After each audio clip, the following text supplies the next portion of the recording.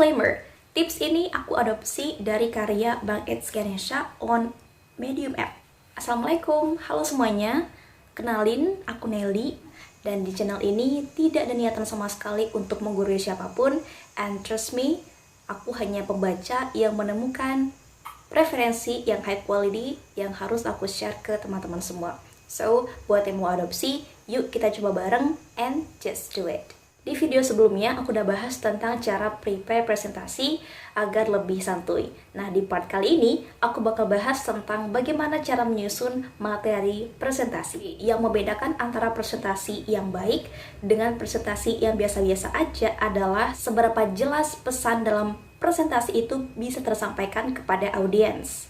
Dan pada video kali ini, aku bakal bagi menjadi 6 tips untuk menyusun materi presentasi yang bisa kita terapkan langsung ketika masuk sekolah atau di kampus atau di tempat kerja. So, let's start. Oke, tips pertama adalah mulai dari akhir. Maksud tips ini bagaimana? Tips ini mengarahkan kita untuk menentukan goal atau tujuan akhir apa yang ingin kita capai di presentasi ini.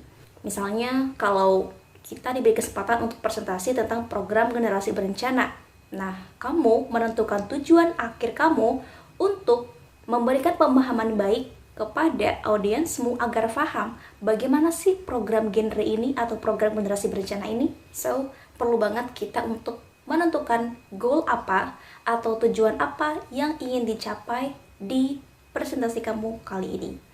Oke, tips kedua adalah bagi menjadi beberapa bagian.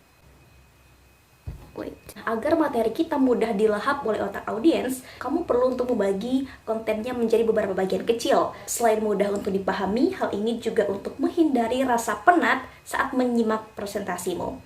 Dan apapun topiknya, kamu bisa membagi materimu menjadi 3 bagian besar. Bagian awal, bagian tengah, dan bagian akhir. Bagian awal, why? Kenapa aku harus tahu topik ini dan kenapa aku harus paham program ini, misalkan dalam konteks genre.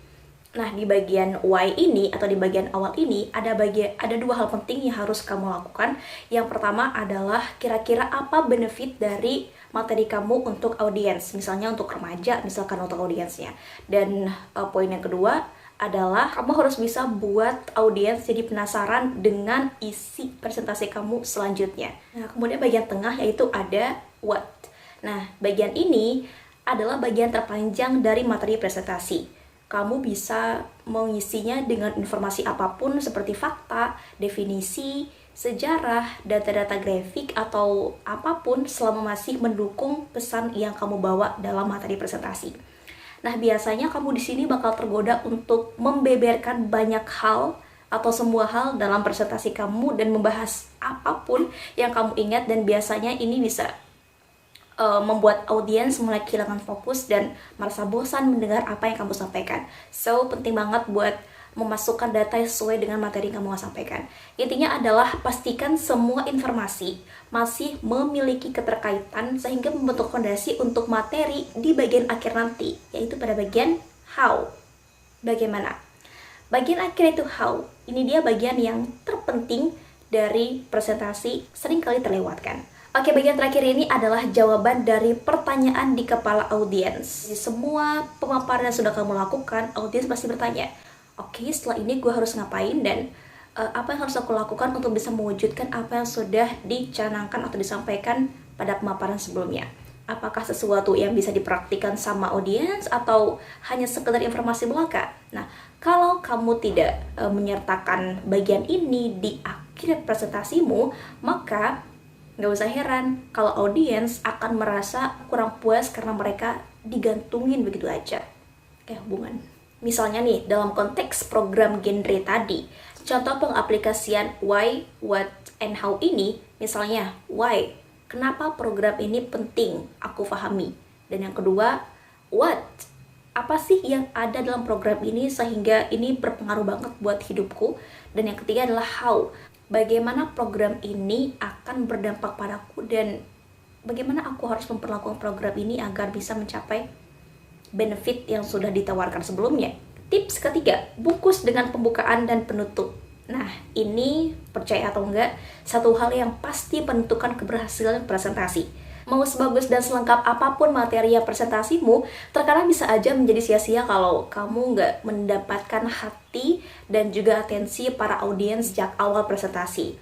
Nah, sedangkan penutup penting digunakan untuk merangkum kembali poin-poin yang dianggap penting dari slide-slide kamu. Tips yang keempat adalah buat batas waktu bicara atau time boxing. Berapa lama idealnya waktu untuk presentasi? 20 menit atau 30 menit? Kalau kamu suka nonton presentasi acara TED, perhatikan bahwa nggak ada pembicara yang melakukan presentasi lebih dari 20 menit. Ya, hal itu dilakukan karena memang otak manusia hanya dapat memberikan fokus sekitar 10-13 menit untuk memperhatikan suatu topik. Setelah itu, perlahan tingkat fokusnya akan terus menurun. Karena itulah, penting banget buat semacam batas untuk menentukan berapa lama kamu akan bicara untuk tiap bagiannya. Ada 2 catatan penting soal time boxing ini. Yang pertama adalah kamu harus disiplin dengan batas yang sudah dibuat. Ya bolehlah kelebihan atau bahkan kekurangan 1 atau 2 menit, tapi usahain jangan.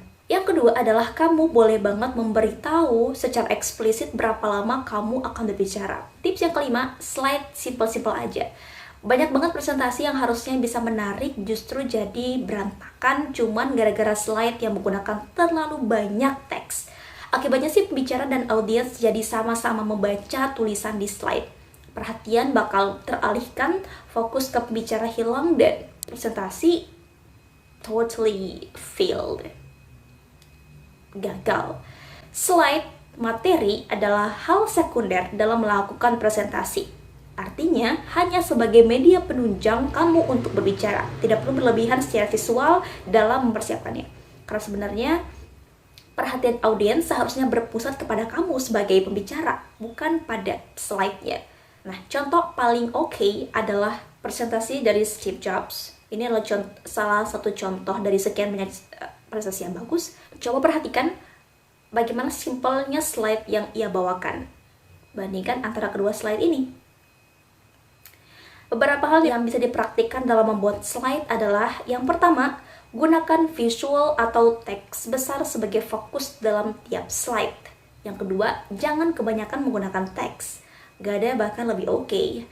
Yang ketiga, walaupun terpaksa ada tulisan, pastikan jangan sampai 5 baris. Oke, kalau masih gak kebayang gimana komposisi slide yang baik, kamu bisa membayangkan slide kamu seperti layout buku cerita anak-anak. Yeah, like this. Oke, tips nomor 6 adalah tentukan judul setelah kerangka selesai. Ini dia penyebab macetnya progres bikin materi. Lebih baik buat goalnya dahulu, bikin kerangkanya, baru deh tentuin judul, kira-kira mau dikasih judul apa untuk presentasimu itu. Gunakan kalimat yang metafora agar membuat penasaran, misalnya menjadi tajir melintir tanpa banyak mikir. Wow, that sounds great, right? Yes, bikin materi memang hal yang paling melelahkan dari presentasi. Nggak cuma waktu dan juga tenaga, kadang sambil bikin pun kamu harus bayangin nanti kira-kira pas tampil seperti apa ya, membawakannya seperti apa.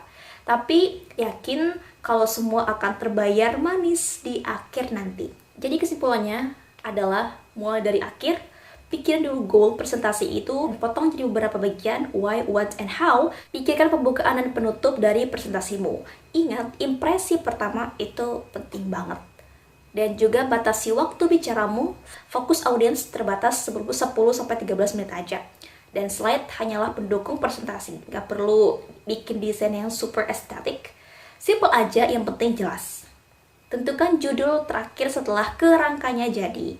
Sebentar lagi libur panjang akan berlalu dan pertanda kita akan bertemu dengan rangkaian presentasi baru di setiap harinya. Dan persiapkan diri kamu ya. Kalau semua udah beres, sekarang bersiaplah untuk menghadapi bagian paling seru dari presentasi. Ya, tampil. Itu tadi tips menyusun materi disertasi. Masuk kelas bisa langsung dipraktikin ya. Thanks for watching and see ya.